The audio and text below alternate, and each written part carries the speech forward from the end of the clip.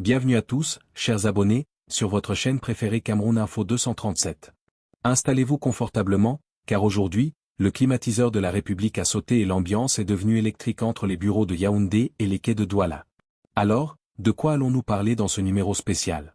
Attachez vos ceintures, car on plonge au cœur d'un duel digne d'un film d'action de Hollywood, mais version haute instruction. Le menu du jour est épicé. Le secrétaire général de la présidence, Ferdinand Ngo, a décidé de court-circuiter tout le monde en envoyant la gendarmerie faire un tour de magie au port autonome de Douala. Pendant ce temps, le Premier ministre, Joseph Dion-Gut, se demande sûrement s'il est encore le chef du gouvernement ou s'il est devenu le simple spectateur d'un match dont il n'a pas reçu le ticket d'entrée. Bref, on va décortiquer comment la primature a été envoyée au Mbéré, au repos, pendant que la gendarmerie prenait ses quartiers au port. Mais avant de lancer le main-boc, la bagarre, faites un geste patriotique, donnez-nous un gros pouce bleu. Ça ne coûte pas un franc CFA, mais ça nous aide à terrasser l'algorithme. Et surtout, abonnez-vous pour rester scotché aux mises à jour de l'actu. Ici, on ne dort pas, on veille sur le pays. Si vous êtes prêts, si vos cœurs sont solides, on peut commencer. L'atmosphère est lourde au sein de la haute administration camerounaise. Ce qui n'était jusqu'ici que des rumeurs de couloir prend désormais la forme d'un affrontement frontal.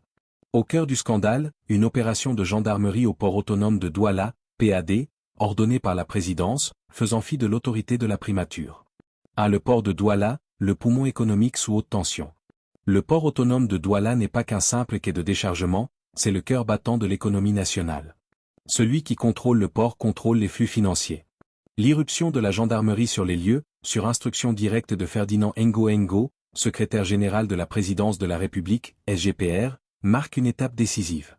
Dans le jargon de Yaoundé, on appelle cela une reprise en main.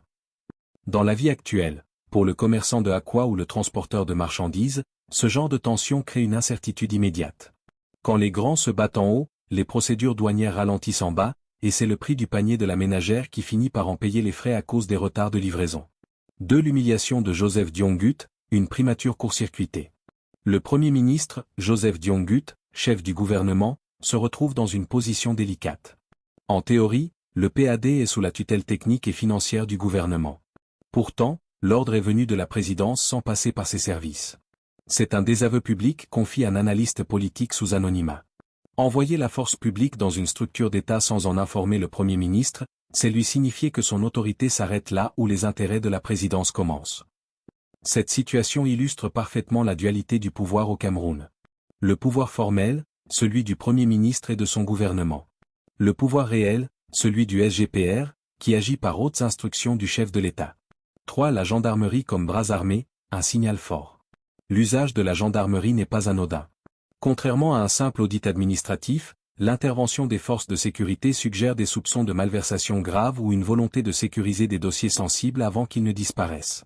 Exemple concret, imaginez un père de famille, le Premier ministre, qui donne des consignes à ses enfants sur la gestion de la maison, mais que l'oncle, le SGPR, débarque avec des vigiles pour changer les serrures sans lui demander son avis. C'est exactement ce sentiment d'impuissance que subit la primature aujourd'hui. 4. Les signes d'une fin de régime.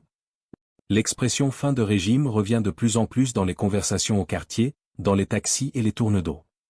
Ce type d'affrontement public entre les deux personnalités les plus puissantes après le président Paul Biya montre que la course à la succession est lancée.